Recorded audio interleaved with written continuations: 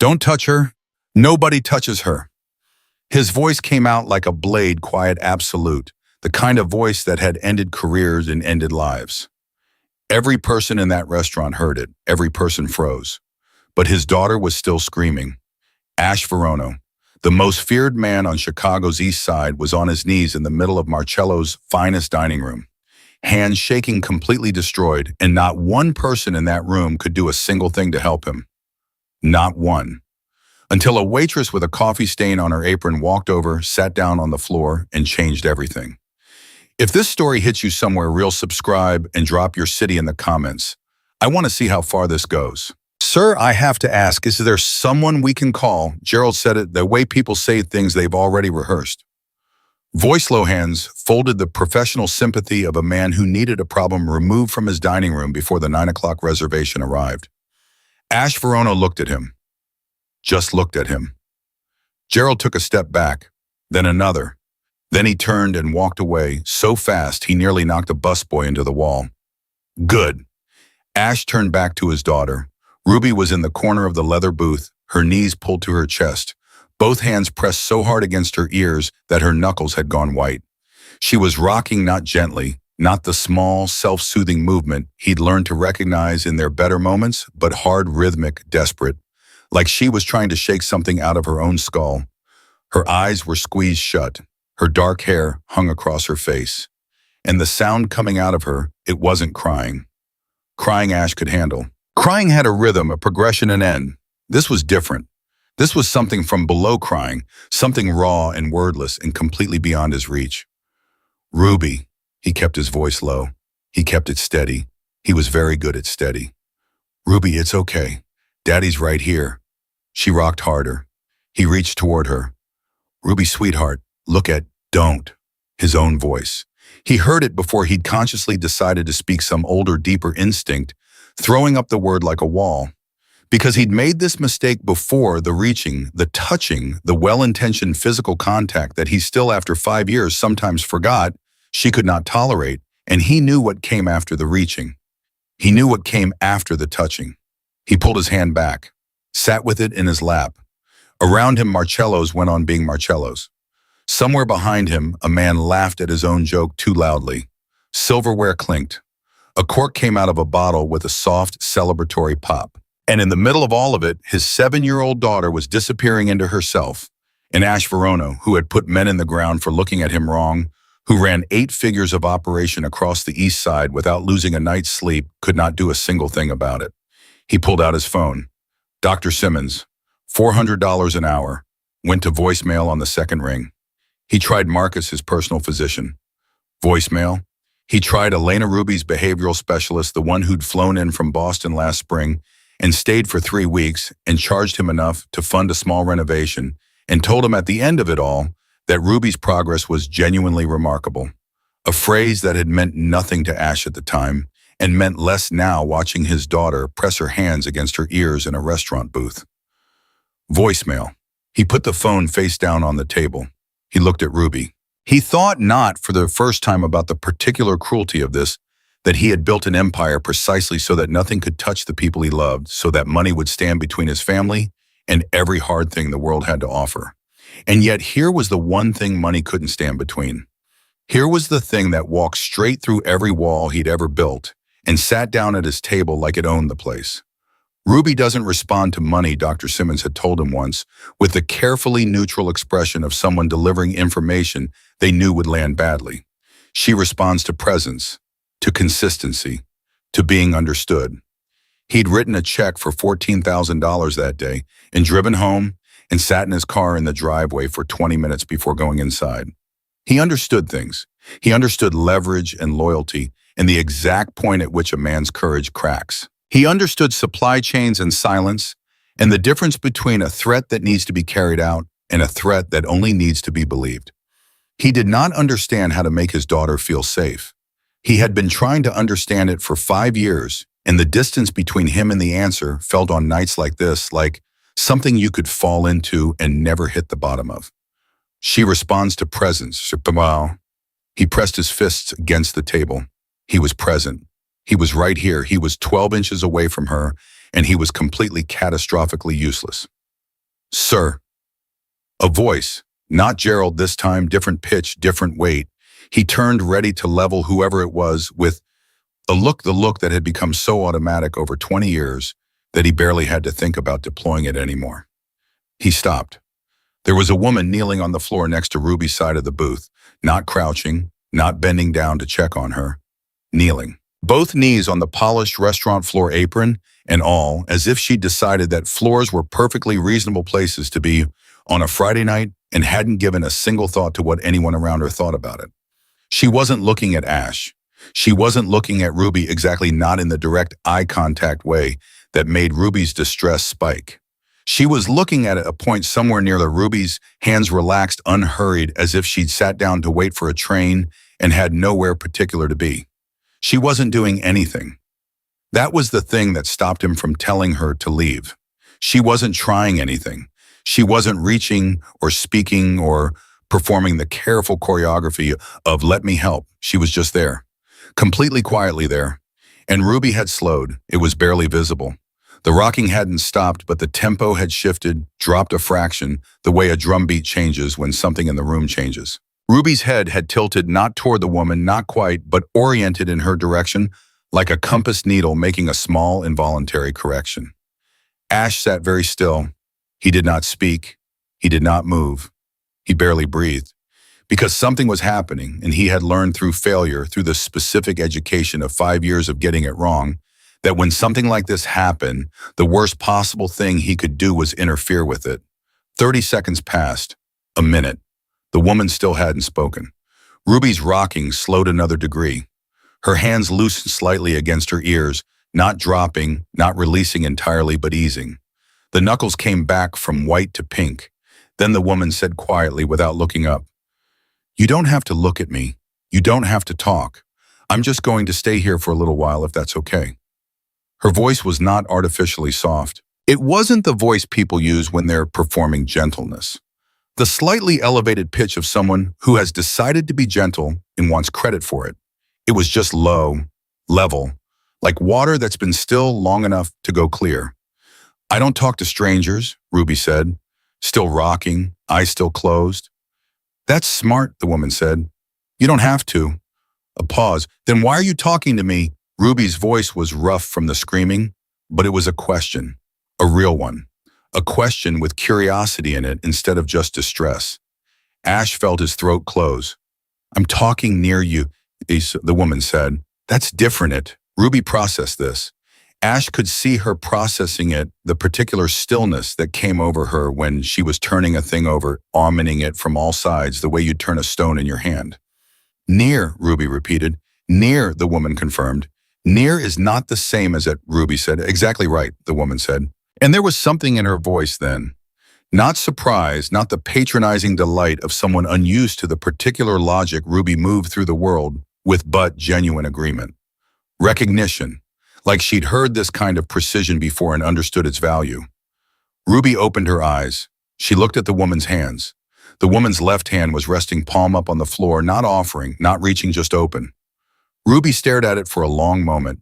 Then she reached out and placed 2 fingers on the woman's wrist. Ash Verono stopped breathing. In 5 years of specialists and programs and carefully designed therapeutic environments, his daughter had not voluntarily reached for a stranger, had not initiated physical contact with anyone outside of a narrow circle of familiar people, and even then only on her own terms, and only rarely, and never like this, never with this quality of choosing of a hand, finding something it trusted before the brain had finished deliberating. It lasted 4 seconds. Then Ruby withdrew her hand, but she didn't look away. "You have a scar," Ruby said. Ash saw it, then a thin line along the woman's wrist, old and faded, the kind that had stopped being a story and become just a feature of skin. The woman didn't flinch, didn't look down at it with the complicated expression people got when old things were noticed unexpectedly. "I do," she said. "How?" Ruby asked. "A beat, the kind of beat that contains something real." "I fell," the woman said. "A long time ago." Ruby looked at her. "I fall sometimes," Ruby said, "when it's too loud." "Yeah," the woman said softly. "I know that feeling." Ash pressed his fist against his mouth. He turned his face to the side. He stared at the abstract painting above the bar, dark blues at sharp angles, something expensive and entirely without comfort. And he breathed through his nose, and he did the thing he had been doing since he was 9 years old, since the cigarette and the lesson his father had burned into the back of his hand. He walled it. He put it behind glass. He breathed. He looked back. Ruby was still looking at the woman. "What's your name?" Ruby asked. "June." Ruby tasted the word. "June is a month." "It is. My mom liked summer." "I don't like summer," Ruby said. "Too loud." "Summer's got a lot going on," June agreed. Something happened in Ruby's face, a small, unpracticed shift. The ghost of an expression that Ash had seen so rarely, he sometimes wondered if he invented it. Not quite a smile, but in the same neighborhood. "Too much going on," Ruby said. And then June said something quiet just under the ambient noise of the restaurant, something Ash couldn't quite catch, and Ruby laughed. Not a performed laugh, not the sound Ruby sometimes made when she understood she was supposed to react to something. A real one. Small and surprised and entirely genuine, the kind of laugh that comes before you can think about it. Ash felt it in his chest like a hand reaching in and squeezing. He had not heard his daughter laugh, really laugh from somewhere real in 8 months. 8 months. He'd counted. "Sir," Gerald again. Of course, Gerald again. "I'm terribly sorry to interrupt, but—" "Bring another chair," Ash said. His voice came out rougher than he'd intended. He cleared it. "For her. She's joining us for dinner." Gerald blinked. The calculus of this was clearly moving across his face, the liability of a waitress sitting down with a guest, the irregular optics of it, the question of whose authority this fell under. Gerald looked at Ash's expression. "Of course, sir," Gerald said and went to find a chair. June looked up at Ash for the first time. She had dark, steady eyes, the kind that had looked at hard things and decided not to be ruined by them. There was something in them that wasn't quite wariness and wasn't quite assessment, and was, Ash thought, probably a combination of both. "You don't have to do that," she said. "I know." "I'm not looking for—" "I know what you are not looking for," Ash said. His voice was quiet. He wasn't performing calm right now. He was actually there somewhere beneath all the armor, genuinely awkwardly present. "Just dinner, that's all." She held his gaze for a moment. In the background, the restaurant murmured and moved around them. "Okay," she said. "Are you going to eat with us?" Ruby asked, looking at June with the focused, straightforward attention she gave to things she'd decided mattered. "Looks like it," June said. Ruby considered this. "I don't like the bread here," she said seriously. "It has seeds." "Seeds are aggressive," June agreed, matching Ruby's tone exactly. "Nobody asked for seeds." "Nobody," Ruby confirmed, and she almost smiled again. Ash leaned back in the booth. He looked at his daughter, really looked at her, the way you look at something you've been so afraid of losing that you sometimes forget to just see it. She was sitting up straight. Her hands were in her lap. She was watching June with a particular quality of attention she reserved for things she found genuinely worth watching. She looked, and the word felt almost too fragile to hold in his mind. She looked okay. When is the last time she looked okay? He didn't answer that. He wasn't ready for the answer. Over dinner, Ruby ate plain pasta and a square of chocolate cake, which was the most she'd eaten at a restaurant table in months. Ash learned things about June Peretti by the shape of what she didn't say as much as what she did. She was 26. She'd grown up on the South Side. She'd worked at Marcello's for 8 months. She had a sister. She said this twice, each time the same way, with a whole structure of silence around it, the way people mention things that are too large to fully address in casual conversation. She was afraid of him, not in the way people usually were, not the wide-eyed step-back kind of fear. Something more careful, more earned, the fear of someone who'd learned that powerful men came with costs attached. He noticed it. He didn't say so. What he said at the end of the meal was, "What do I owe you?" June looked at him steadily.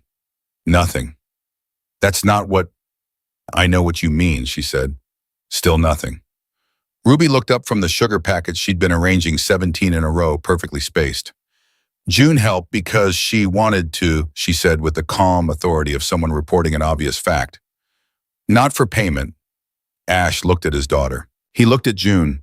June was looking at Ruby with an expression he recognized from the inside, the look of someone who has just heard from an unexpected source the exact truth they needed to hear out loud. She's right, June said. Yeah, Ash said quietly. She is.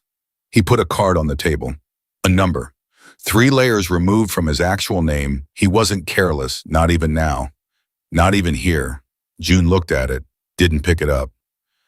I'm a waitress, she said, not a specialist. I know that. I don't know anything about your... She glanced at Ruby, dropped her voice. Your life, your situation. I know that too. He paused. She talked to you. She... He stopped because the rest of the sentence was too much to say in a restaurant with his daughter 2 feet away. She laughed. She reached for you. In 5 years, she has never reached for someone she didn't already know. And she reached for you in 4 minutes, and I don't know what that means, but I know I can't just let it walk out the door. He didn't say any of that. He said, thank you for tonight. June looked at the card for a long moment. Then she picked it up and put it in her apron pocket without another word. She didn't say she'd call. She didn't say she wouldn't. Outside on the sidewalk, the November air came off the lake hard and cold. Ruby walked beside him, 2 fingers holding the sleeve of his jacket, the closest thing she could manage to holding hands. She stopped. I like June, she said. I know baby. June is a month, she said, but she's a real person too. Yeah, Ash said, she is. Ruby looked up at him. I want to go back, she said, to that restaurant. I want to see June again. Ash Verono stood on a Chicago sidewalk in the cold and felt something move through him. Not the controlled burn of anger he was used to, not the flat, manageable weight of grief. Something smaller, something he hadn't had a name for in a long time, something that felt dangerously like hope. Okay, he said, we'll go back. He didn't know yet what going back would cost him. He didn't know that the woman with the coffee stain and the steady eyes was carrying a history that would reach into his and break things open, things he'd spent decades welding shut. He didn't know that the scar on her wrist was the smallest part of what Ruby had sensed, and that the rest of it was coming, and that when it arrived, it would ask more of him than any deal he'd ever made, or any war he'd ever won. He just stood there in the cold with his daughter's fingers on his sleeve, and said, okay, and meant it. He went back 3 days later. He didn't call ahead. He didn't send anyone. He just showed up at Marcello's on a Monday evening with Ruby in her coat and her noise-canceling headphones around her neck charged. This time, fully charged, he'd checked it twice and walked through the door like a man who hadn't spent the better part of 72 hours telling himself this was a bad idea. The hostess recognized him immediately. The kind of recognition that traveled through the body before it reached the face, a slight stiffening, a rearrangement of expression, the particular alertness of someone who understood on a level below conscious thought that certain men required a different quality of attention. Mr. Verono, she said, welcome back. Your usual table. Is she working tonight? He asked. The hostess blinked. I'm sorry. June, he said, the waitress, is she on tonight? A pause, a small, careful one. Yes, sir, she's on until 10. Then wherever her section is, Ash said, that's where we'll sit. He felt Ruby's fingers tighten around his sleeve. He looked down. She was looking up at him with those dark, serious eyes, and she said very quietly so only he could hear, is June here? Yeah, babe, he said. She's here. Ruby exhaled, just a small breath, but he felt the tension in her hand loosen by a degree, and that single degree of loosening was worth more to him than anything else that had happened that day, and a significant amount of things that had happened that year. June was at a table near the back when she saw them. He watched the moment she registered who it was, the almost imperceptible pause in her movement, a half-second recalibration, and then she was walking toward them with the same unhurried steadiness she'd had on Friday, like she'd already made a decision somewhere before they arrived and was simply carrying it out. You came back, she said. I said we would, Ash said. June looked down at Ruby. Hey, she said, no performance in it. No elevated warmth, just hey level and real. Hey, Ruby said back, and then immediately, they still have the seed bread. Still have it, June confirmed. Still nobody asked for it. Ruby made a sound of vindicated disapproval and walked to the table. Ash stood there for a moment watching his daughter settle into the booth with a kind of purposeful calm she almost never managed in new environments. He looked at June. Thank you, he said. You keep thanking me, she said.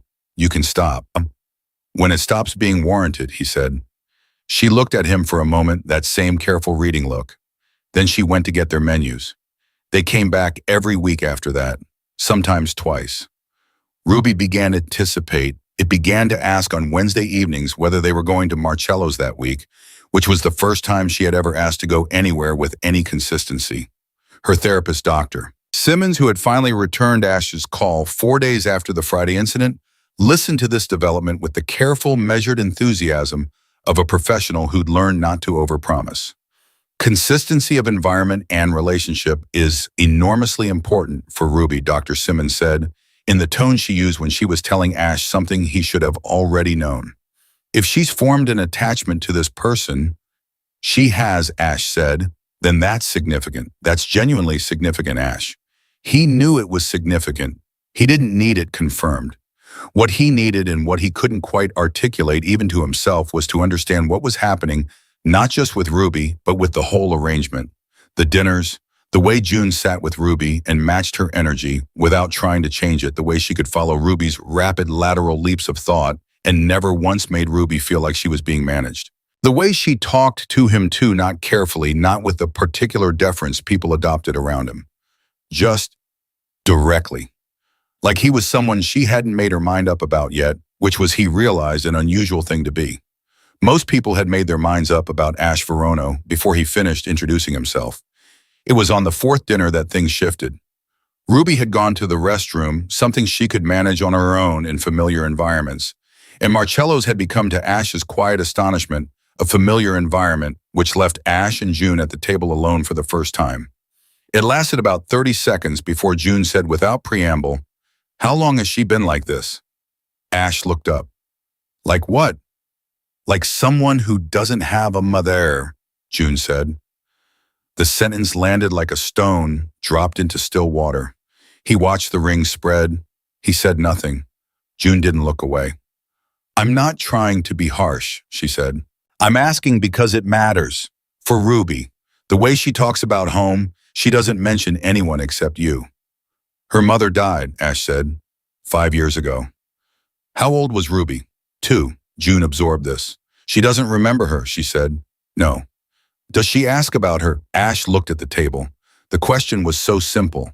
It shouldn't have had weight. "Sometimes," he said. "She asks why she doesn't have a mom. I tell her that her mom had to go away and that she loved her very much before she went." He paused. "Ruby usually says okay and goes back to whatever she was doing." "But you don't think she's okay with it," June said. He met her eyes. "I think Ruby moves through the world collecting information," he said carefully. "And I think there's information she has about herself that she doesn't know how to file yet." June was quiet for a moment, then, "That's a really good way to put it."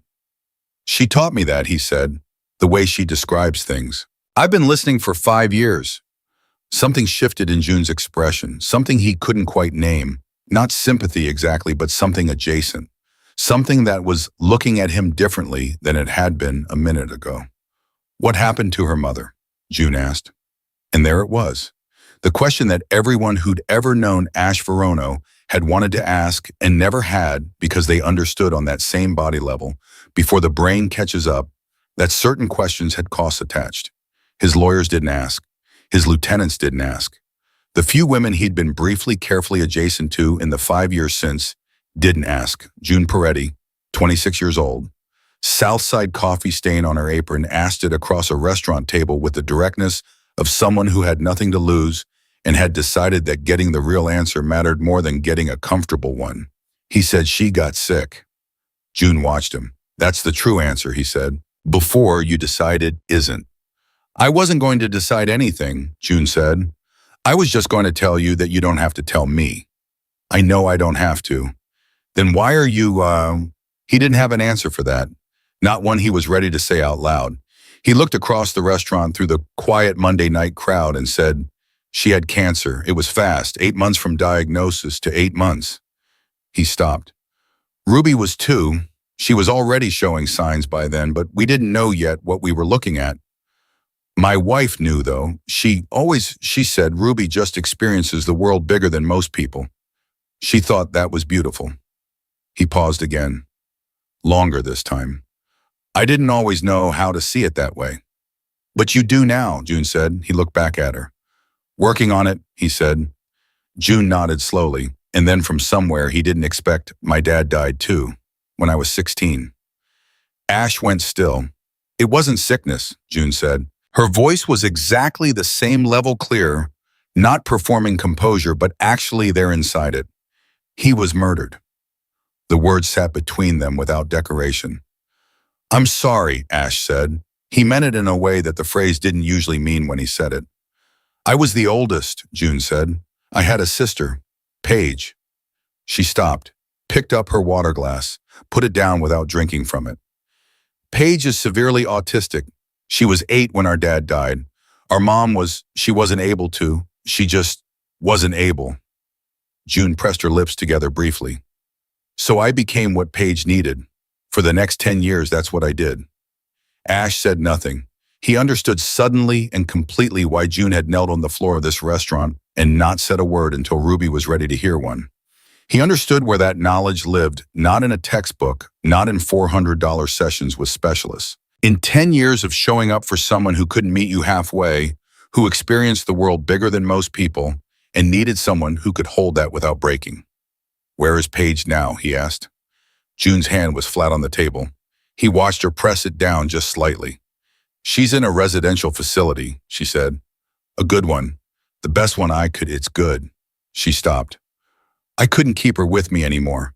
I had to work. I needed to work. She said it like she was still trying to convince herself it had been the right call. Like it was a verdict she'd delivered and appealed and delivered again and still wasn't sure she'd gotten right. June, he said. She looked at him. You kept her for 10 years on your own, he said. That's not something people do.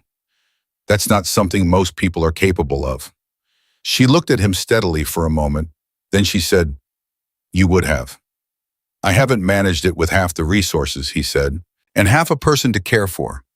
Ruby isn't half a person, June said immediately, sharply. No, he said, you know what I mean. I do, she said, but I'm telling you you're wrong about yourself. I've watched you with her for 4 weeks. You're not the problem, Ash. You just haven't learned the language yet. He didn't say anything. It's a language, she said, Ruby's language. It has grammar and syntax and rules, and some of it is just you have to be fluent in paying attention.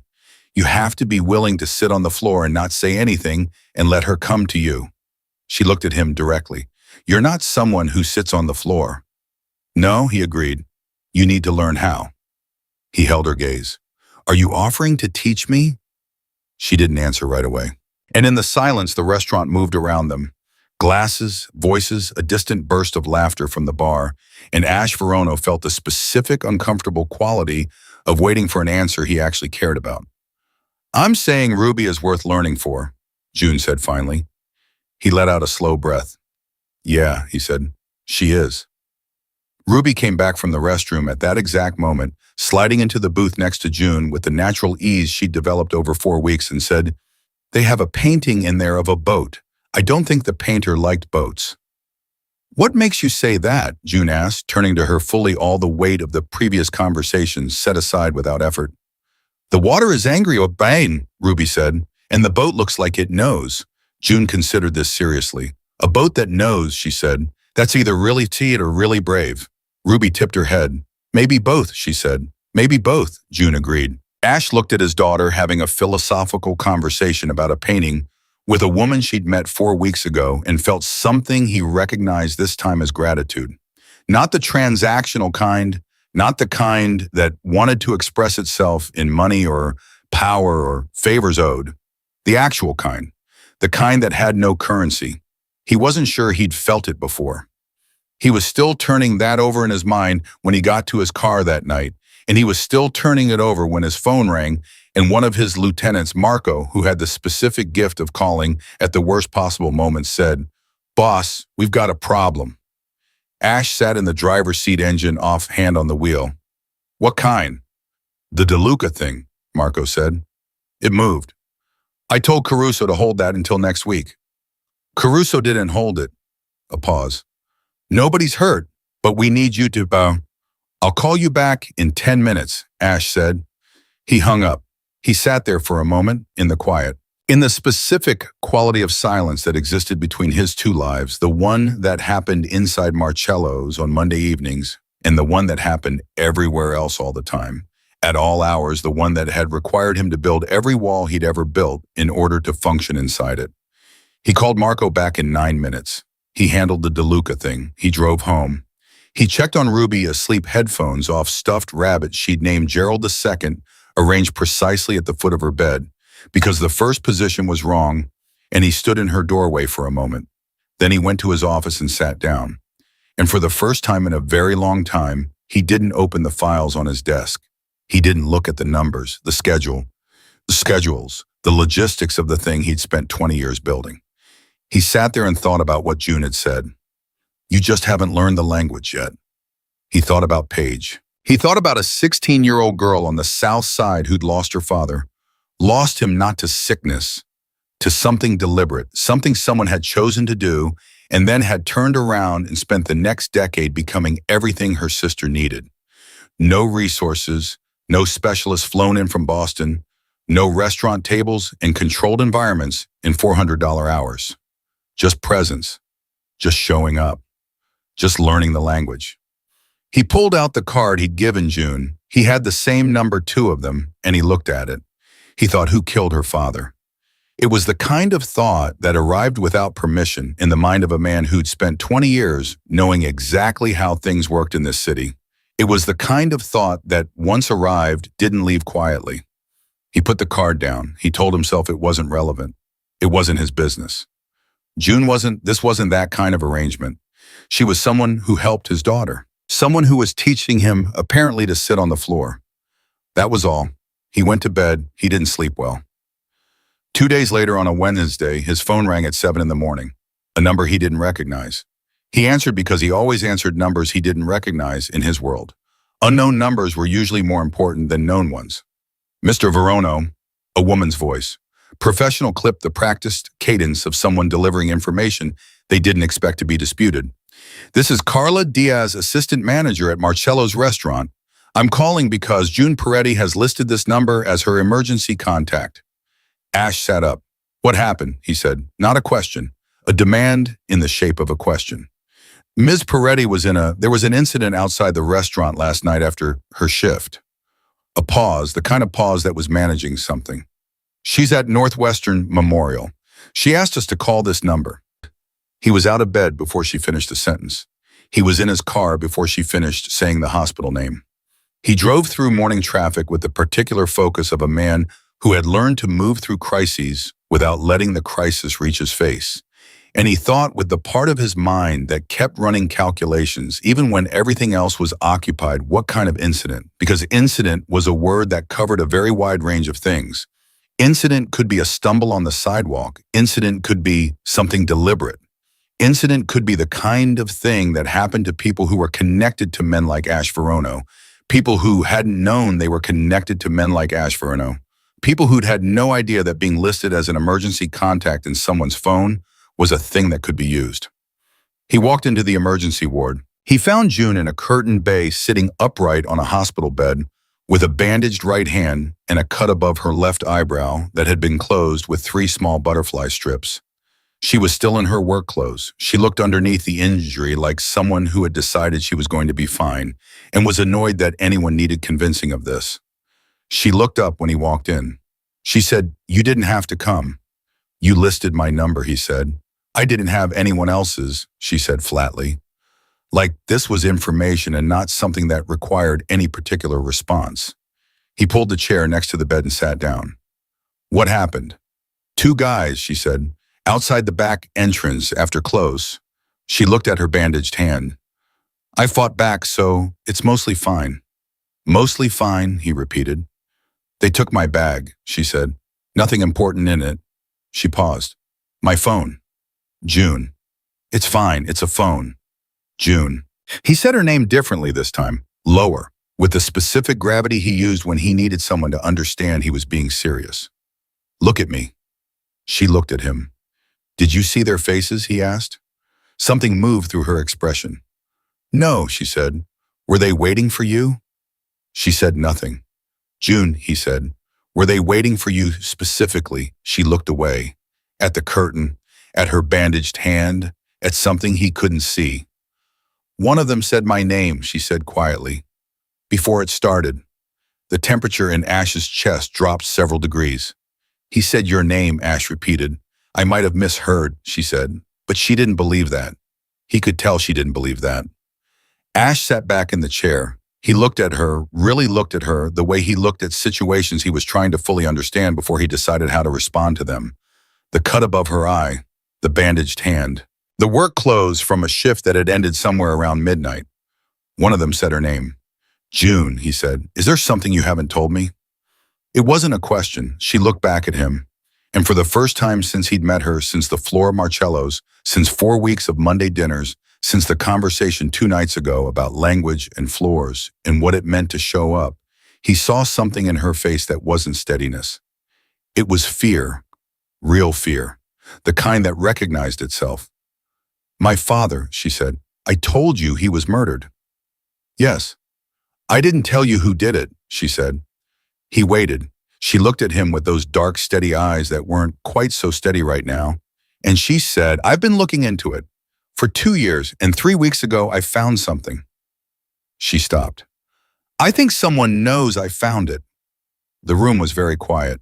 Ash Verono looked at the woman who had knelt on the floor of his restaurant and given his daughter something back that he hadn't been able to give her himself, and he looked at the cut above her eye and the bandaged hand and the fear she was working very hard to keep level in her voice, and he felt the two halves of his life, the one inside Marcello's and the one everywhere else, move toward each other with the slow, inevitable momentum of tectonic plates. Tell me everything, he said. She didn't tell him everything right away.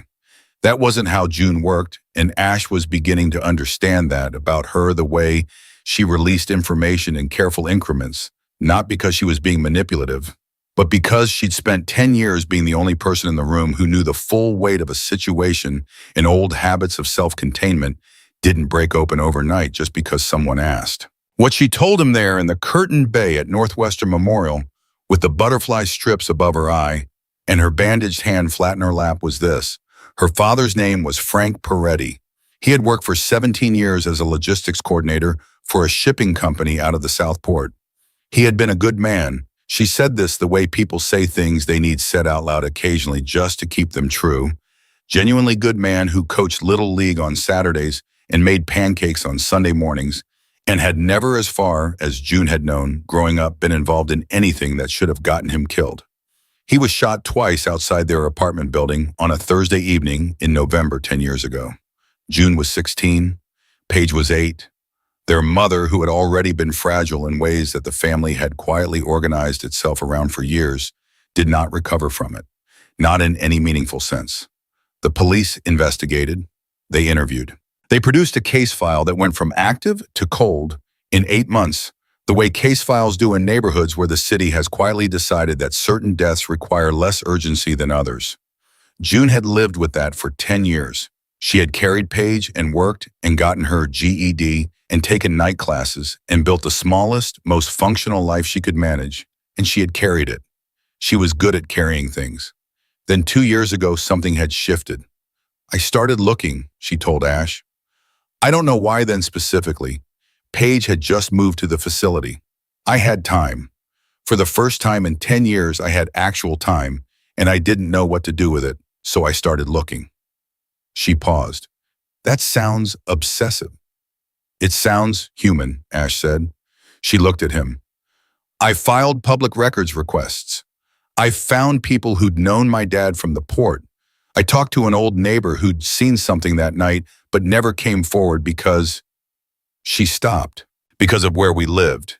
Because of who you talk to and who you don't. Ash understood that without elaboration. 3 weeks ago, June said, I got a name. She said it quietly, the way you say something you've been carrying so long it's left marks. A name she'd had for 3 weeks. A name she hadn't gone to the police with, hadn't told anyone, had carried alone the way she carried everything. Ash said, what's the name? She looked at him for a long moment. Something was moving behind her eyes. Calculation, maybe? Or something more honest than calculation. The specific look of a person deciding how much to trust someone based on the fact that they have already started and can't exactly stop. Danny Rourke, she said. The name hit Ash somewhere below conscious thought, the way certain names do when you've been in a particular world long enough. Not like a punch, more like a stone, dropped into water you didn't know was there. The rings spread before he could stop them. He kept his face completely still. Tell me where you got that name, he said. Carefully, very carefully. A man named Ortega, she said. He worked the night dock with my father. He saw something the week before my dad was killed, a conversation money changing hands, my father's name being said by someone who shouldn't have known it. She looked at her bandaged hand. Ortega didn't come forward 10 years ago because he has a family and he's not stupid. He came forward to me 3 weeks ago because he's dying and he needed it off his chest. She said this without judgment. He gave me Rourke's name. He said Rourke was the one who organized it. Ash said nothing. Do you know who that is, Assis? June asked. She was watching him carefully. She'd noticed something in his face or in the absence of expression in his face, which was sometimes the same thing. You went quiet. I'm listening, Ash said. You went a specific kind of quiet, she said, like you recognized it. He looked at her. He made a decision, the kind that happened fast below the level of deliberation, the kind his gut had been making for 20 years and had been right about often enough that he'd learned to follow it. He said, Danny Rourke operates on the south side, logistics and transport. He has connections to the port. June's face did something complicated. You know him? I know of him, Ash said. We don't operate in the same circles directly, but I know the name. Is he dangerous? Ash looked at the cut above her eye, at her bandaged hand. He said, June, someone said your name last night. Yes, he's dangerous. She absorbed this with the same quality of stillness she brought to everything, not calm exactly, but something that had learned to wear calm's face because the alternative wasn't useful. Okay, she said. Okay, he repeated. That's what you've got. What do you want me to say? She said. I've been scared before. Being scared doesn't change anything. He leaned forward in the chair. You're not going home tonight, he said. She blinked. Excuse me. Your apartment, whoever sent those men, they know where you work. They probably know where you live. You're not going home. I'm not going to your house, she said immediately. I have 6 properties, he said. You don't have to go anywhere near my house. Ash, June, he said it with the same weight he'd used before, and she stopped. You called my number from a hospital in the middle of the night. He looked at her steadily. You called me, which means some part of you already knew that I was the right call to make. So let me make the right call back. She looked at him for a long time. He could see the argument forming, the independence of it, the resistance, the deep-seated wariness of a woman who'd learned that help from powerful men was rarely free. He watched her weigh it. He didn't push. One night, she said, and I want to know exactly where. I'll text you the address, he said.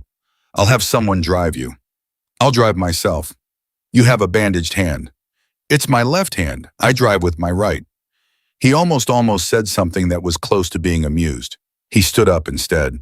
I'll have Marco wait in the parking structure. In case. In case, she repeated like the phrase required examination. In case, he confirmed. She looked at him one more time. Something in her face had shifted slightly over the course of the conversation, not softer exactly, but less murmured. The way a face looks when it's stopped performing a thing and just become it. Thank you, she said. You can stop, he said. Saying that. She almost smiled. When it stops being warranted, she said. He recognized his own words coming back at him and felt something that might have been the beginning of an entirely inconvenient feeling. He left before it could finish forming. He sat in his car in the hospital parking lot and called Marco. I need you to pull everything on a man named Danny Rourke, he said. Southside operations, port connections. I need it tonight. Marco said, how deep? All of it, Ash said. Everything. He drove home. He checked on Ruby asleep, Gerald II in position, and then went to his office and stood at the window and thought. Danny Rourke. He knew the name the way you knew the names of weather systems that operated in adjacent counties, aware of them, tracking them from a distance, no direct collision so far. Rourke was Southside legacy, old money built on port access and the particular commerce that moved through Chicago's docks in the hours between midnight and 5 a.m. He was careful and methodical and had been operating for 25 years without making the kind of mistake that put your name in a case file. Until now.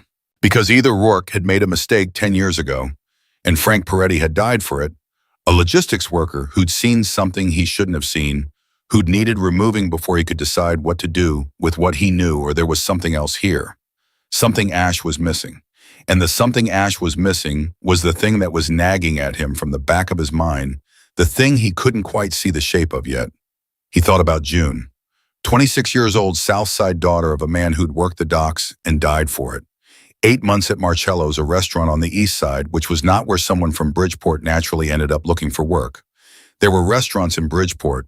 There were restaurants between Bridgeport and the east side restaurants that didn't require the kind of commute that didn't make sense for the wage.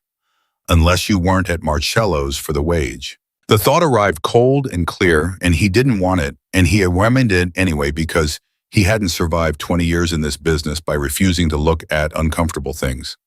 He called Marco again at 2 a.m. The girl, he said, June Peretti, I want her background too. Everything. A pause. Boss, she's the waitress, right? The one with Ruby. Everything, Ash said, and Marco quietly. He didn't sleep that night. Marco came to the house at 7 the next morning with 2 coffees and a folder, which was the Marco shorthand for this is going to take a minute. Ash sent the housekeeper to get Ruby ready for her program and sat down at the kitchen table. Rourke first, he said. Marco sat, opened the folder. Danny Rourke, 53 Southside, legitimate front through a company called Coastal Transit Solutions. Port access contracts going back to 1998. Clean record, nothing that's ever made it to charges. He paused. But there are 3 open missing persons cases from the past 12 years that our people think connect to him. Dock workers. All of them had access to the same shipping manifests. Ash's jaw tightened. Frank Peretti, he said. Yeah, Marco said. He was one of the same crew, same manifest access. The timing matches. What was on those manifests? Marco looked at him. The kind of thing that gets people killed for knowing about it, he said. Work was moving something that wasn't on the paperwork, has been for years. Port Authority has been looking at it on and off, but never quite getting there. Because Rourke has someone inside Port Authority, Ash said. That's what it looks like. Ash pressed his fingers against the table. 10 years. Frank Peretti had died 10 years ago because he'd seen something on a shipping manifest, and Danny Rourke had been operating cleanly ever since. And June had spent those 10 years raising her sister, and then 2 years ago had started pulling the thread. And 3 weeks ago, she'd gotten a name. And 8 months ago, she'd taken a job at Marcello's. He said, tell me about the girl. Marco hesitated. The hesitation was small, but Ash caught it the way he caught everything. Marco, he said. She's clean, Marco said. Genuinely, no record, no affiliations. GED, 2 years of night classes at daily work history that checks out. He paused. But, Ash repeated. 8 months ago, before she took the Marcello's job, she met with a guy named Stephen Cho. He's a freelance investigative journalist. Does crime stuff unsolved cases? They met 3 times over 2 months. Marco looked at the table. Cho has been working on a piece about port corruption in Chicago for the past year. One of his sources is connected to Rourke. The silence in the kitchen was complete. She's a source, Ash said, flat, level. Looks like it, Marco said. Or she was getting information from Cho. It goes both ways in those relationships. He paused. Boss, the Marcello's job. Our table is visible from the front entrance. Anyone who knows your patterns. I know, Ash said. If she knew you came in there, I know Marco. Marco closed the folder. He sat back. He had the look of a man who was about to say something he'd rather not say. You want me to look at whether the meeting was planned, whether someone pointed her toward, no, Ash said. Marco blinked. Not yet, Ash said. He stood. He picked up his coffee. I'll handle this. Ash. She's good with Ruby, Ash said. It came out rougher than he meant it to. He stopped. Tried again. I'm not making a decision about this without more information. That's all. Marco looked at him for a moment with the expression of a man who'd known Ash Verono for 15 years and was currently watching him do something he'd never done before. He didn't say it. He had the wisdom not to say it. "Okay, boss," he said and left.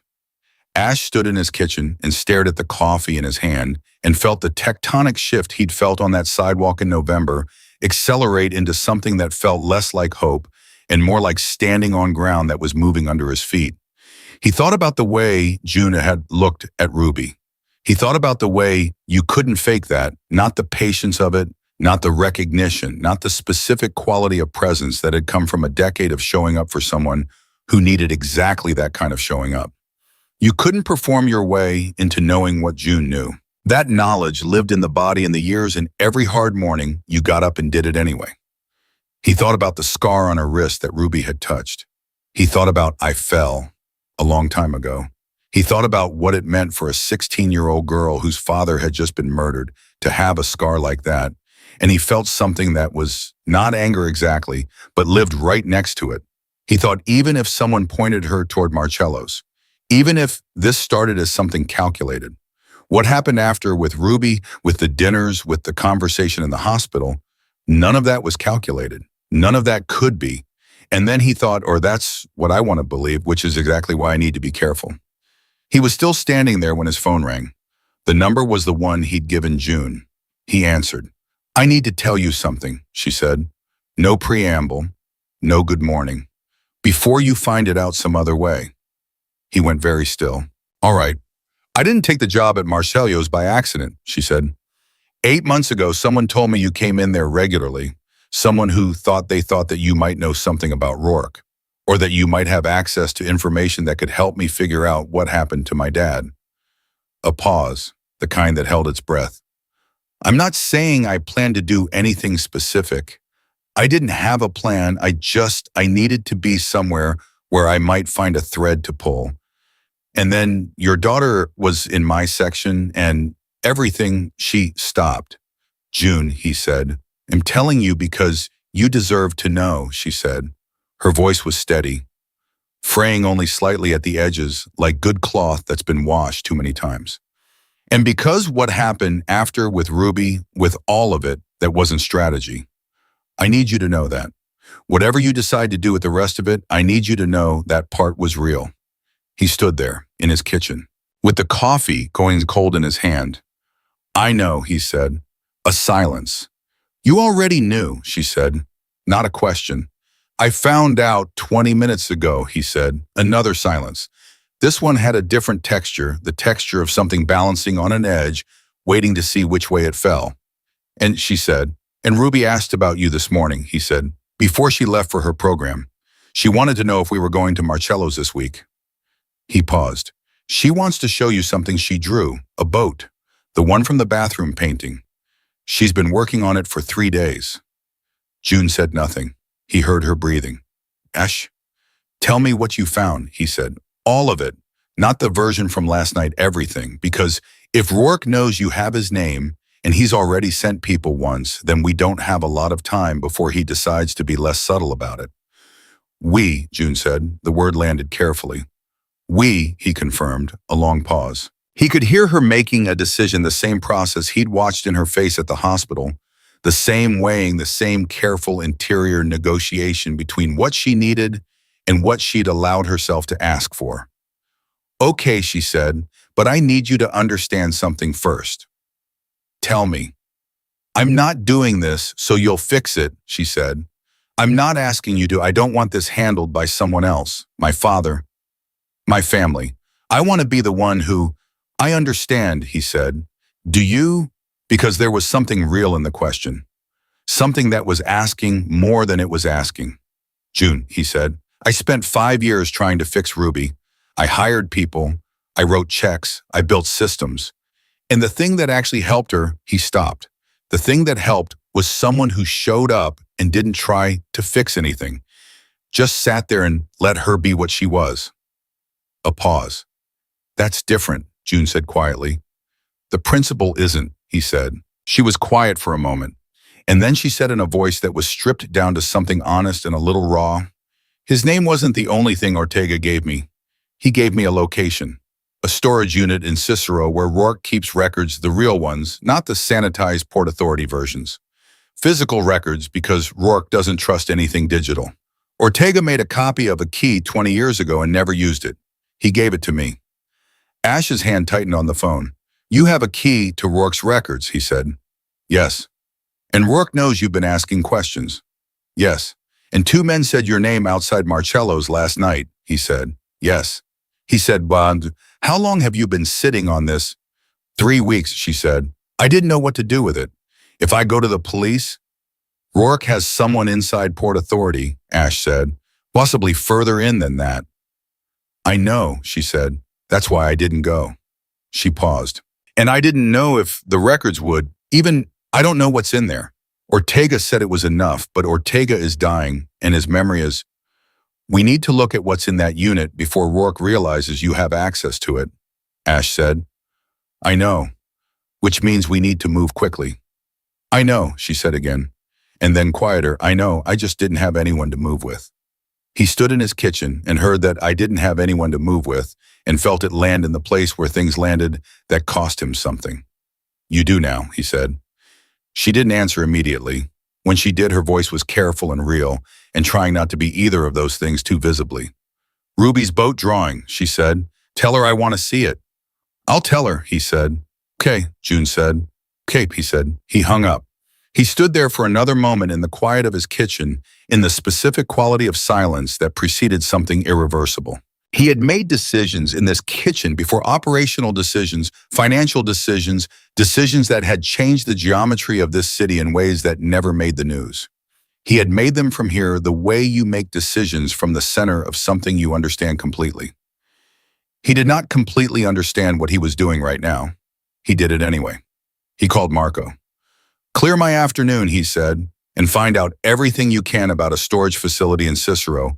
I'll text you the specifics when I have them. He paused. And Marco, this one stays between us. Not the crew, not Caruso, just us. Marco was quiet for exactly 1 second. Understood, he said. Ash put the phone down. He thought about Ruby drawing a boat for 3 days. He thought about a 16-year-old girl standing at a graveside with her 8-year-old autistic sister and no mother worth the name, in a future that must have looked from that vantage point like a door that had just been locked from the outside. He thought about what it meant that she'd spent 10 years walking through it anyway. And he thought about Danny Rourke, who had been careful for 25 years, who had never made the kind of mistake that cost him, and who had 10 years ago decided that a dock worker who'd seen too much was a problem that needed solving. He thought you were about to make your second mistake. The storage unit was in a row of identical ones off a service road in Cicero, the kind of place that existed specifically to be unremarkable. Ash had sent Marco ahead 2 hours earlier to confirm the unit number Ortega had given June, to check sight lines to make sure the only car in the vicinity that mattered was the one they arrived in. June had the key in her jacket pocket. She'd been carrying it for 3 weeks like a stone she couldn't put down. They drove in Ash's car. No driver, he'd sent the driver home, which was something he hadn't done in 4 years, and which Marco had noted with the expression of a man who was recording information for later use and saying absolutely nothing about it now. June sat in the passenger seat with her bandaged hand in her lap and her eyes on the road ahead. She hadn't spoken since they'd left the safe house. Not because she had nothing to say. Ash had learned quickly that June's silences were never empty, but because she was somewhere inside herself preparing for something. He recognized it. He'd done it himself hundreds of times before some version of this kind of moment. The interior gathering, the decision to be ready. He didn't break it. He let her have it. When he pulled into the service road and cut the engine, she said, if there's nothing in there, if Ortega's memory was wrong or if Rourke already cleared it out, then we go to the next thing, Ash said. There isn't a next thing, she said. Flatly, not self-pity, just the specific clarity of someone who has mapped the terrain and is reporting what they found. Ortega is the only person who saw anything, and Ortega has maybe 6 weeks left. She stopped. If there's nothing in that unit, my father just stays. She stopped again. Let's see what's in it first, he said. She looked at him. Something in her face was stripped back right now. The steadiness thinned down to its essential structure, and underneath it, he could see the thing she spent most of her energy not showing, the exhaustion of 10 years of being the person who held everything together, and the specific bone-deep loneliness of doing it without anyone watching. "Okay," she said, and got out of the car. The key worked. The unit rolled up with the heavy metallic sound of something long undisturbed, and the smell that came out was paper and cold air and time. Filing boxes, maybe 30 of them stacked in precise rows. Ortega had said Rourke kept physical records because he didn't trust digital. What Ortega hadn't mentioned was that Rourke kept them with the organizational compulsiveness of a man who understood that someday he might need to find something quickly. Everything was labeled, dated, arranged by year. June stood at the entrance and looked at it and said nothing for a full 10 seconds. "Then he's been doing this for 25 years. "At least," Ash said. She walked in. He followed. They worked fast. Ash had impressed this on her before they'd left the window. They had before anything moved or changed, or Rourke's people came back to finish what they'd started. The night before June went for the boxes dated 10 years ago. Her hands were steady. He watched her and thought about what it cost to be that steady in front of something this large. The third box she opened had a section marked with a shipping company name. He recognized one of the legitimate fronts for the Southport operations. She went through it with the focused speed of someone who'd been mentally preparing for this moment for 2 years. Ash went through the adjacent box, reading manifest, cross-referencing dates. He found it first. He almost didn't say anything. The part of him that had been running calculations since 7 that morning, the part that had identified in Marco's report a detail that he hadn't shared with June yet because the timing hadn't been right, that part of him went very quiet. He looked at the document in his hand. He said, "June." Something in his voice made her turn immediately. She crossed to him. He held it out. It was a payment record, dated 11 years ago, a year before Frank Peretti's death. A payment from a Rourke-connected account to an intermediary. The intermediary's name was coded the way these things always were in careful operations. But the account number beneath it was not coded. Account numbers were the things people got sloppy about because account numbers looked like data, not like names, and data felt anonymous even when it wasn't. Ash had spent 20 years learning to read account numbers. He knew this one. "What is it?" June asked. She was looking at the document. "The account, it's a payment for information," Ash said. "Someone told Rourke about your father, about what he'd seen, someone who knew Frank Peretti, who knew his name, his access level, his schedule." He paused. "This account belongs to someone inside the shipping company, someone who worked with your father." June stared at the document. "One of his colleagues told Rourke," she said. The sentence came out very quiet, very flat. "It looks that way." She took the document from his hand. She held it in both hands, bandaged, left steady right, and she looked at it for a long time. He watched her face move through something that didn't have a clean name. Not just grief, not just rage. Something older and more complicated than both. "My father trusted these people," she said. "He worked with them for 17 years. Ash said nothing. "Someone he said good morning to every day," she said. "Someone who probably came to his funeral." "June?" "Don't," she said, not sharply, just fully, a door closing, not slamming. She needed a moment. He gave it to her. She carefully set the document aside. She kept working. He kept working beside her. They found 3 more relevant documents in the next 20 minutes. Shipping manifests that matched the dates Ortega had described, with alterations so carefully done that you'd miss them without knowing what you were looking at, what was supposed to be there versus what was listed. Ash photographed everything. June made a second set on her phone. Then she found the folder at the back of the 4th box. It was thicker than the others. She opened it and went still. "What?" Ash said. She turned it so he could see. Inside were documents that had nothing to do with shipping manifests. Personnel files not from the shipping company, from somewhere else. Employment records, internal memos, disciplinary notices. The letterhead on each one read, Chicago Police Department. Ash's entire body went still. "Rourke has police files," June said. "He has a contact inside CD," Ash said carefully. "These would be leverage. He keeps leverage." June was flipping through slowly, methodically, and then she stopped. She held up a single page. It was a personnel file, an officer's record. She turned it so Ash could read the name at the top. He read it. He read it again.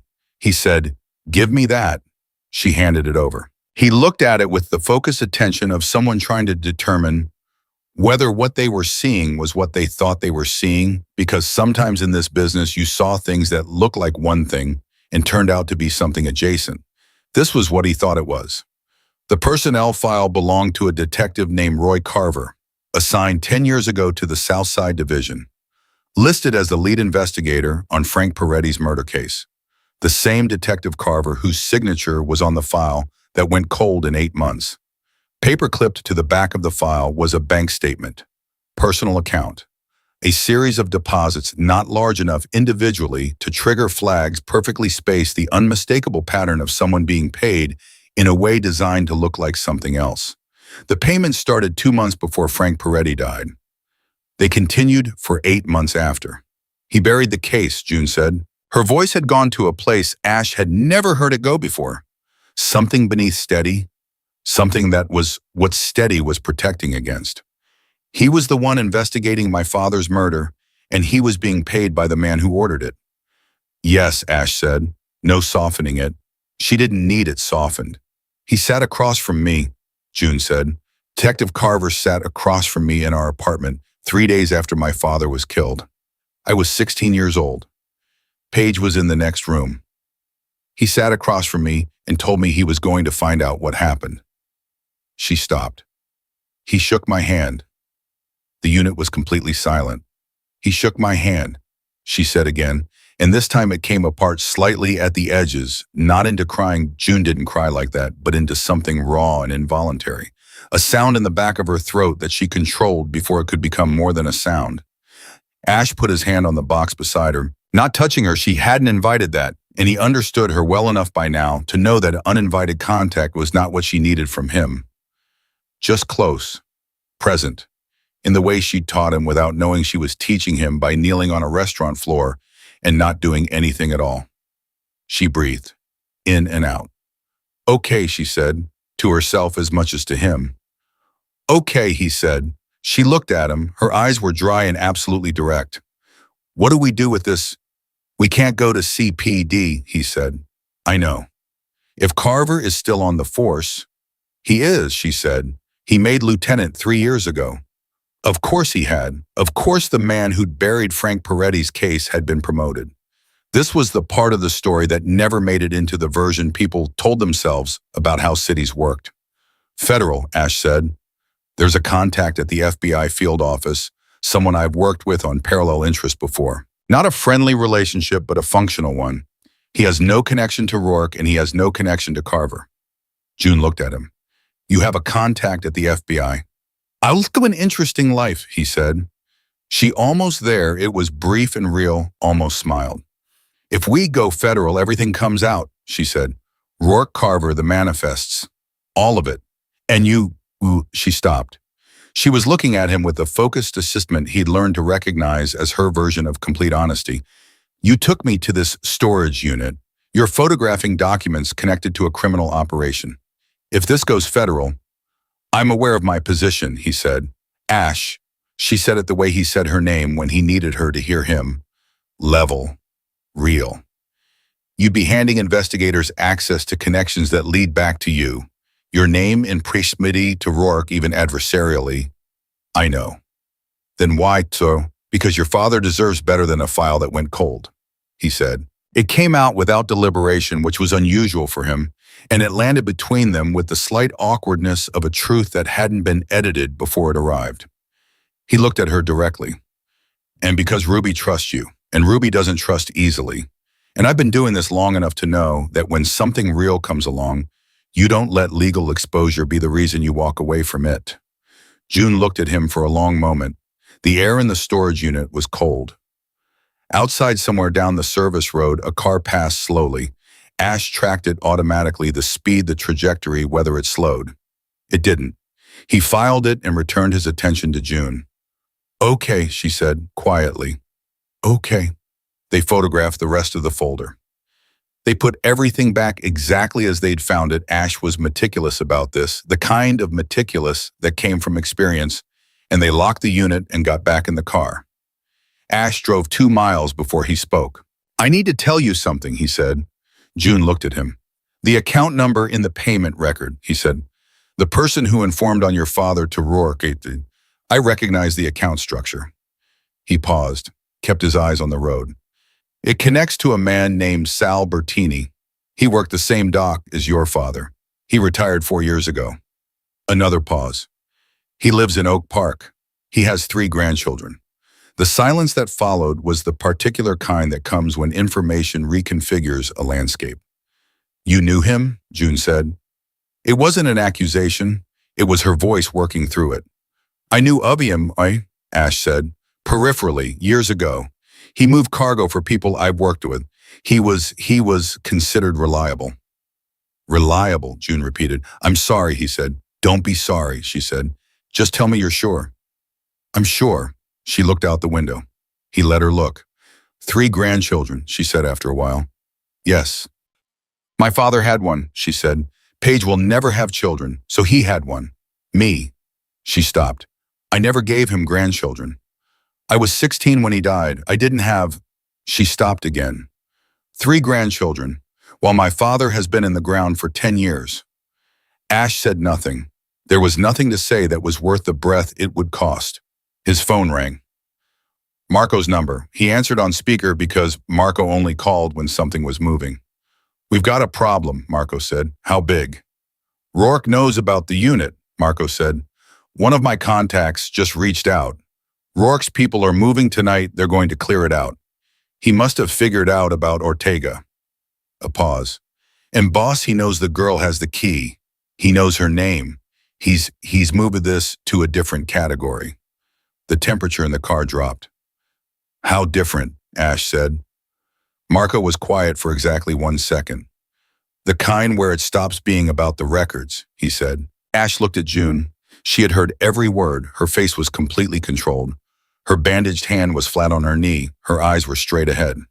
Timeline, Ash said. Tonight, Marco said. Could be as early as. I heard you. Ash calculated. Drive time, calls to make. The FBI contact he'd need to move that up considerably, which meant putting the photographs in federal hands before he was ready, before he'd had time to manage the exposure on his own end, which meant moving fast and accepting the loss of control that came with moving fast, which was the thing Ash Verono was worst at in the world. Set up the meeting with Kessler, he said, tonight. Whatever he needs to agree to it, whatever it costs. The FBI, Marco's voice shifted slightly. Not surprise exactly. Marco was too experienced for surprise. Something more like acknowledgement that a line was being crossed that didn't get uncrossed. You sure? Set it up, Ash said. And Marco, I need Ruby picked up from her program now. Take her to the house and stay with her. Don't leave until I'm back. Already on it, Marco said, which meant he'd been on it before Ash asked, which was why Marco had worked for Ash for 15 years. He hung up. The car was quiet.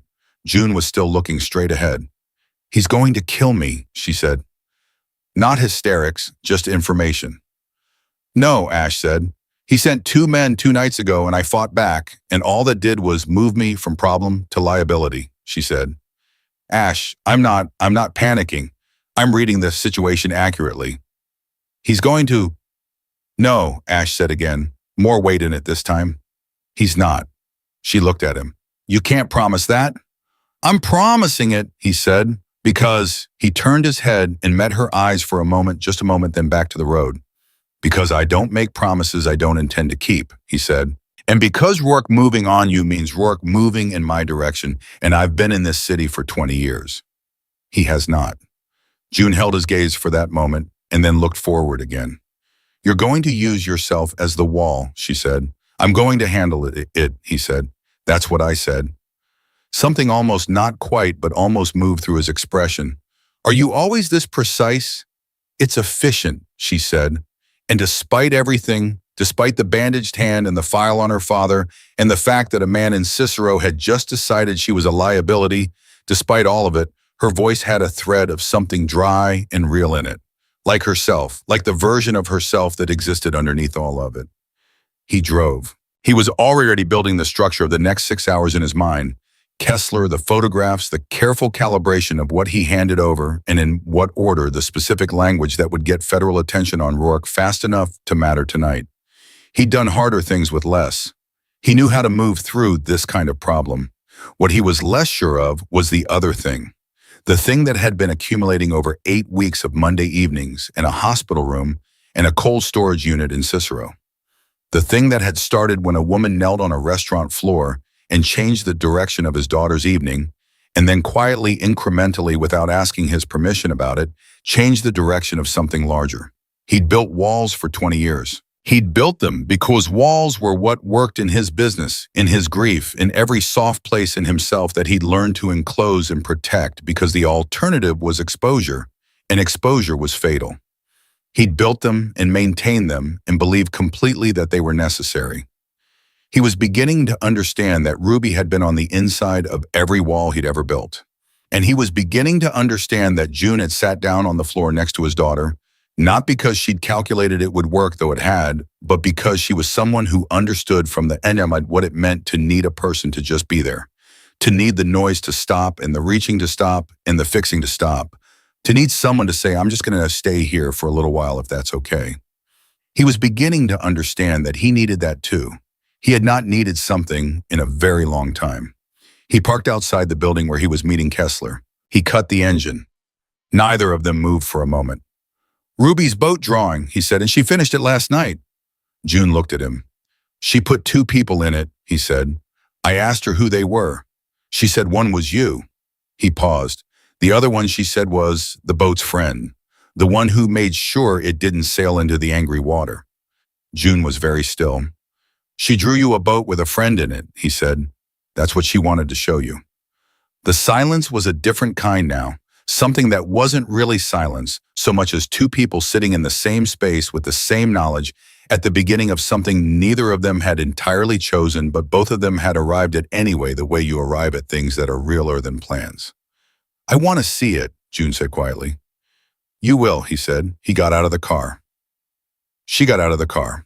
They walked toward the building together, the photographs on both their phones. Her father's 10-year-old file about to become something federal and unstoppable, and ahead of them the specific necessary difficulty of the next several hours. Behind them, his daughter was at home drawing boats. Ash walked forward. He had not made a promise he didn't intend to keep in 20 years. He wasn't starting tonight. Kessler was not a man who did favors. Ash had known this for 11 years through 3 separate interactions that had all ended in the particular detente of 2 people who understood they were useful to each other in ways that neither of them would ever say out loud. Special Agent David Kessler, FBI Chicago Field Office, had the careful, permanent wariness of a man who'd spent 2 decades watching people he thought he understood turn out to be something else entirely. He looked at Ash the way you looked at a structural element you depended on, but didn't trust with attention and without comfort. He looked at the photographs on June's phone for 4 minutes without saying a word. Then he looked at Ash. You understand what you're handing me, Kessler said. I understand exactly what I'm handing you. Ash said. Rourke, I've been building toward for 3 years, Kessler said. Carver. He stopped, set the phone down on the table between them. Carver is going to be a problem. Not because he's protected. Because the moment this moves, he'll know it's moving, and a man who's been careful for 10 years doesn't sit still when the ground shifts under him. How fast can you move? Ash said. Kessler looked at him. You're asking me to prioritize tonight, Ash said. Rourke is clearing the storage unit tonight. If you don't move tonight, the physical records disappear, and what we have is photographs and a dying man's testimony. The dying man, Kessler said, Ortega, he'll talk. He'll talk, June said. It was the first time she'd spoken since they'd sat down and both men turned toward her. She was sitting straight, hands flat on the table, the butterfly strips above her eye catching the light. He came to me because he needed to say it. He'll say it to you. Kessler looked at her for a moment with the specific attention he reserved for people he was recalibrating. You've been running this investigation yourself, he said. I've been looking for my father's killer, she said, for 2 years, on my days off, with public records requests and one dying witness and a key that's been sitting in a lockbox for 20 years. She held his gaze. I'm not a journalist. I'm not law enforcement. I'm a waitress from Bridgeport whose father went to work one Thursday and didn't come home. And I'm sitting in front of you with enough documentation to put Rourke away and expose a sitting lieutenant in CPD. So I'd appreciate it if we skip the part where you assess my credibility and move to the part where you decide whether you're doing this tonight. The room was very quiet. Kessler looked at her for another moment. Then he looked at Ash. She always liked this. Yes, Ash said. Kessler picked up the phone again. I need copies of everything, he said. And I need Ortega's contact information in the next 10 minutes. He was already reaching for his own phone. And Verona, what you've given me opens doors I'm going to walk through. You understand that? I understand, Ash said. Some of those doors face your direction. I understand that too, Ash said. Kessler met his eyes. Something passed between them, not trust, not quite, but the functional cousin of it, acknowledgement, of mass, of choice. All right, Kessler said. Then we moved tonight. They were back in Ash's car 40 minutes later. Kessler had made 3 calls before they'd reached the elevator, his voice dropping into the clipped, accelerating register of someone setting machinery in motion. June had forwarded everything from her phone. Ash had given Ortega's number to a federal agent for the first time in his life, which was the kind of sentence that would have seemed impossible to him 8 weeks ago. 8 weeks ago, he'd been sitting in a restaurant booth, watching his daughter disappear into herself, and the most feared man on Chicago's east side had been completely, utterly helpless. He thought about that now, driving through the city at 9 in the evening with June in the passenger seat in the particular charged quiet of 2 people who have just done something irreversible and are sitting inside the aftermath of it. You gave him an opening, June said, not accusatory, just naming it. Yes, Ash said, he'll use it. Probably. Are you, she stopped. Tried again. Are you going to be okay on your end? He looked at the road. I've been managing exposure for 20 years, he said. I know what I handed him, and I know what I kept back. I'll be fine. That's not what I asked, she said. He glanced at her. What did you ask? I asked if you were going to be okay, she said. Whether your operation was going to be fine. You, Ash. She said his name the way she said it when she meant the person, not the infrastructure. You just walked into a federal building and handed an FBI agent photographs from a criminal storage unit. You did that for my father. I'm asking if that cost you something you're not saying. He was quiet for a moment. Yes, he said finally. It cost me something.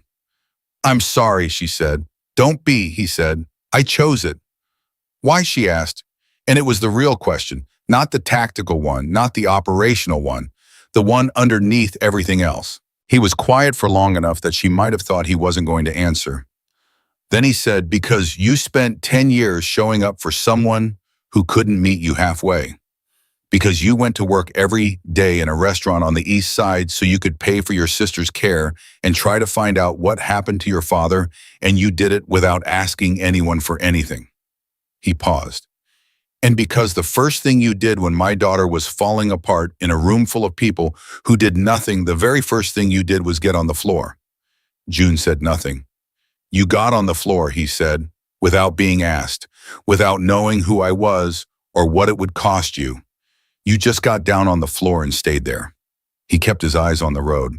I've been trying to understand what that kind of thing costs for 8 weeks. The answer is it costs everything you have, and you did it anyway, and I don't have a currency for that. So I did the only thing I had. The city moved around them, lights, traffic, the endless, ordinary noise of Chicago on a weeknight. Ruby's going to be okay, June said quietly. I need you to know that. Whatever happens with the rest of this, with Rourke, with Kessler, with all of it, Ruby is going to be okay. She stopped. She's already so much further than you think she is. You just can't see it from inside it. His hands tightened on the wheel, just slightly. I know, he said. You don't, she said. Not fully, but you will.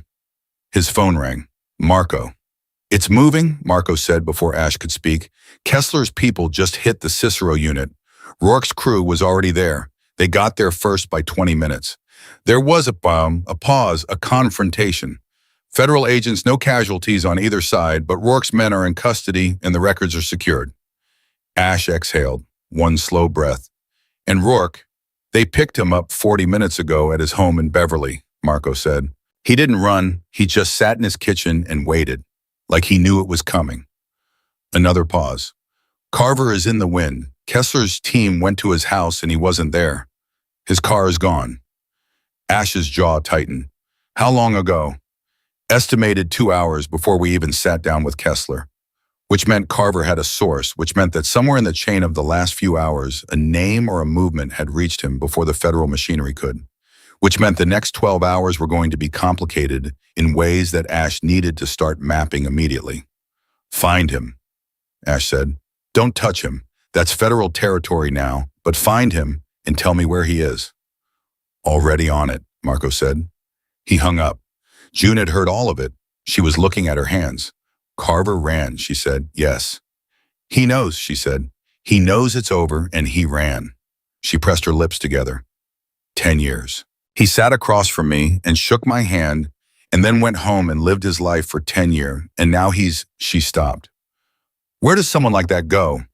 Nowhere that works out for him, Ash said. Not with federal warrants and Kessler behind it. You sound certain. Kessler is thorough, Ash said. It's the thing I trust about him. He's not fast, he's not warm, but he is thorough. Carver doesn't have enough of a head start. She nodded slowly, in and out, the breathing she did when she was managing something. Then her phone rang. She looked at it. The number on the screen was one Ash didn't recognize from where he was sitting, but he saw June's face change when she saw it, a shift, so fast and so complete it was like watching a light change in a room. It's the facility, she said. It's Paige's facility. She answered. He heard a woman's voice on the other end, professional and careful, the tone of someone trained to deliver information without amplifying distress. He couldn't make out words. He watched June's face. She went very still. I'll be there in an hour, June said. Yes, I understand. I'll be there. She hung up. He didn't ask, he waited. Paige had a seizure, she said. She's stable. She's okay. They said she's okay, but she's asking for me. She stopped. She doesn't always know how to ask for things, but she's asking for me by name. Ashe was already redirecting his route. I'll take you. You don't have June, he said, simply, just the name. She stopped arguing. They drove south across the city through the complicated geography of Chicago at night, and Ash thought about what it meant that Paige was asking for June by name. He thought about what it meant to be someone's person, the one they called out for the one whose name came up from some deep wordless place where real things lived. He thought about Ruby saying June that first morning after Marcello's in the same careful testing way she said words that mattered. June is a month, but she's a real person too. He thought about the boat drawing, 2 figures, the boat and its friend. He thought about what it had cost him to walk into that federal building tonight, and he thought about whether he would do it again. And the answer arrived before the question finished forming, which told him everything he needed to know about where he was. The facility was a low, quiet building in a residential neighborhood on the far south side, the kind of place that tried hard to be a home and mostly succeeded.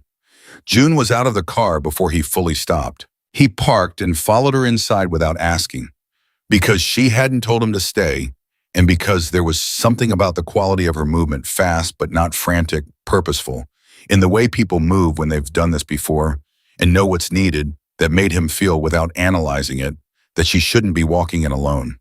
The night nurse brought them to Paige. Ash stopped at the doorway. Paige was 22 years old, and she had June's dark hair and a quality of presence that Ash felt immediately, the way you feel certain kinds of weather when you walk outside. She was sitting up in her bed with a weighted blanket across her lap, her hands doing a small, repetitive movement against the fabric, and her eyes, dark and focused, alive, with a kind of interior intensity, went straight to the door when June walked in. June, she said. The word came out careful and certain, the way Ruby said words that mattered, like she'd been holding it. Hey, Paige, June said. Her voice dropped to that register, the real one, the one that cost something. She sat on the edge of the bed. She didn't reach. She waited. Paige's hand found June's arm, just rested there. Ash stood in the doorway and watched the two of them and felt something in his chest rearrange itself quietly and permanently. He'd been trying to understand for 8 weeks what June knew that he didn't. He'd framed it as a technique, something learnable, something that could be transferred with enough attention and patience. The language, the grammar of being present, the willingness to sit on the floor. But watching June with Paige, the way she sat, the way she didn't push, the way she gave her sister the full undivided weight of her attention without asking anything back. He understood that it wasn't technique. It was what happened when someone chose over and over for years to put another person's need ahead of their own fear of how hard it would be. It was the accumulation of every morning she'd gotten up and showed up for Paige when she was 16 and terrified and grieving and had no idea what she was doing. It lived in the body now. It had become the person. He thought about Ruby. He thought about 5 years of specialists and systems and the particular blindness of a man who tried to solve an emotional problem with organizational excellence. He thought about what it would have meant, what it still could mean to do what June had done, to just show up, not with solutions, not with resources, just with himself repeatedly, without conditions. He'd thought he was doing that. He understood now watching this that he'd been doing a version of it from behind glass.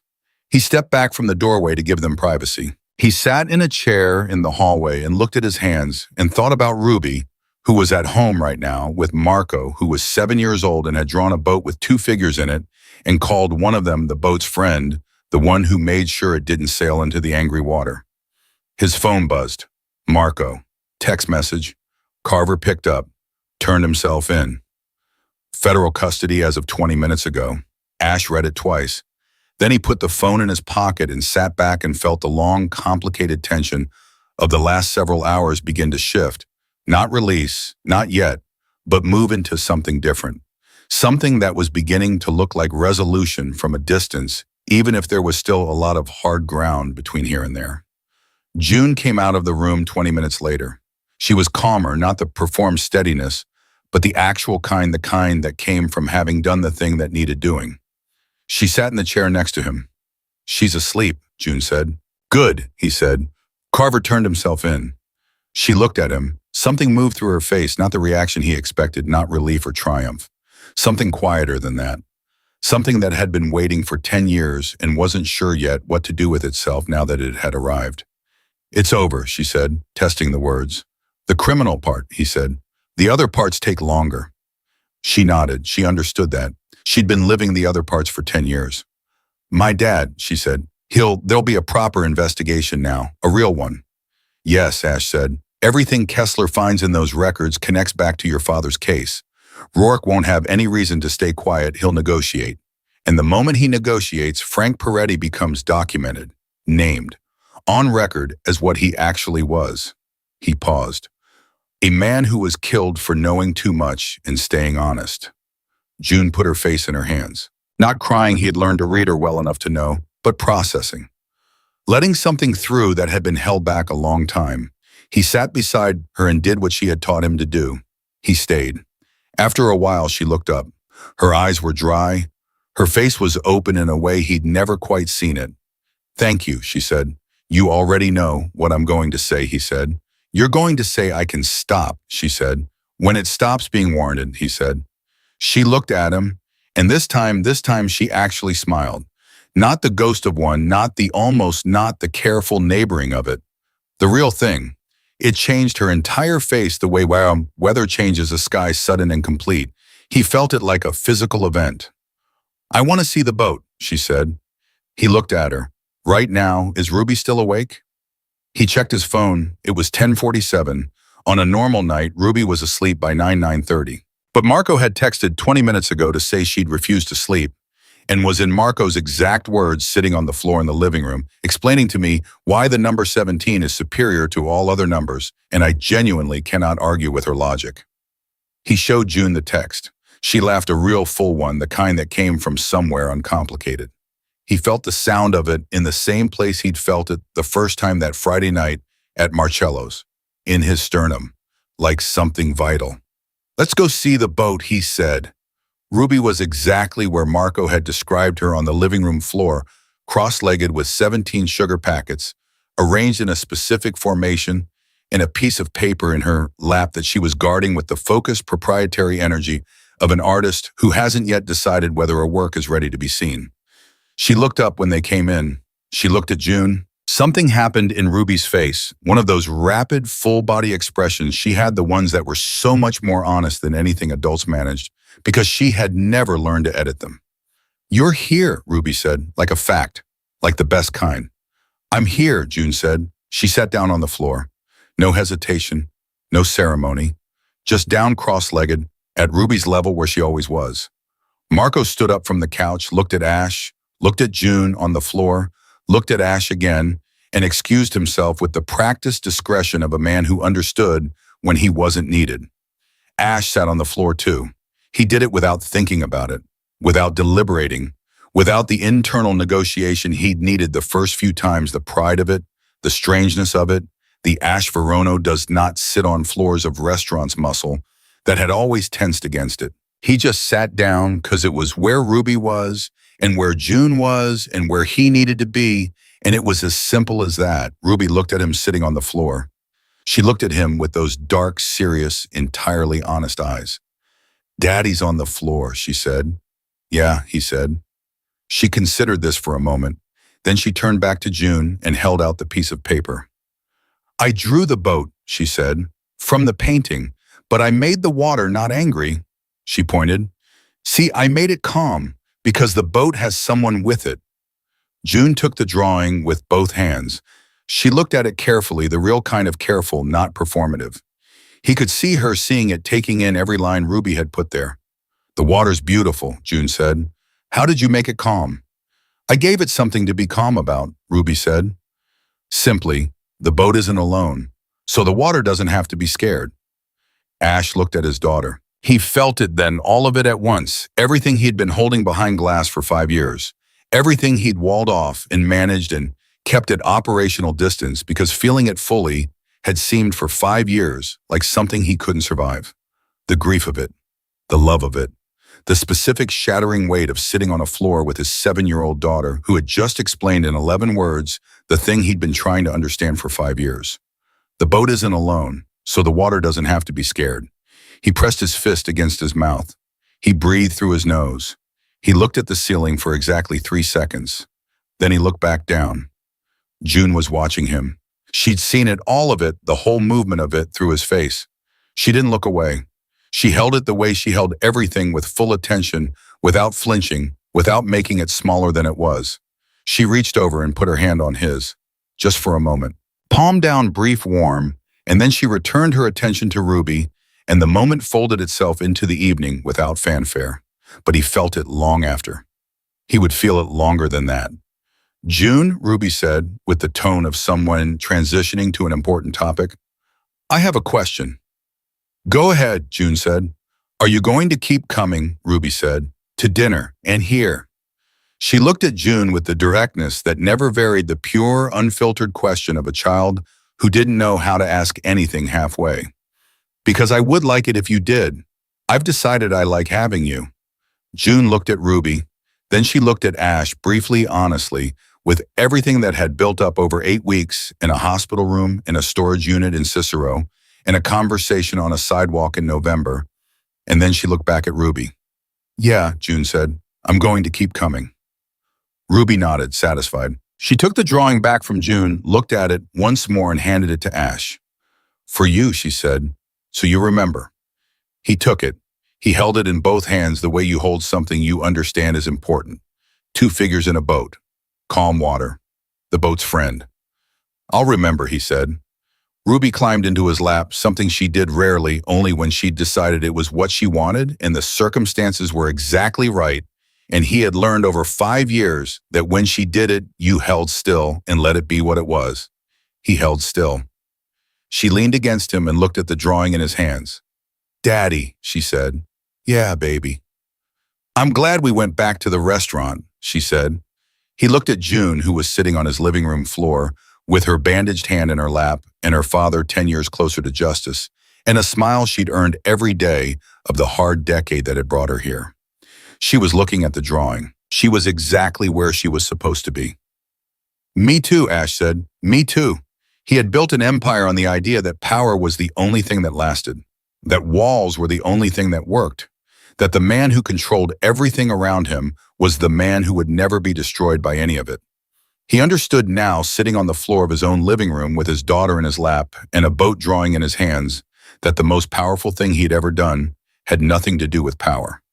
It had nothing to do with leverage or control or the careful management of fear. It was the moment he stopped reaching and sat down on the floor. And this time he was not alone.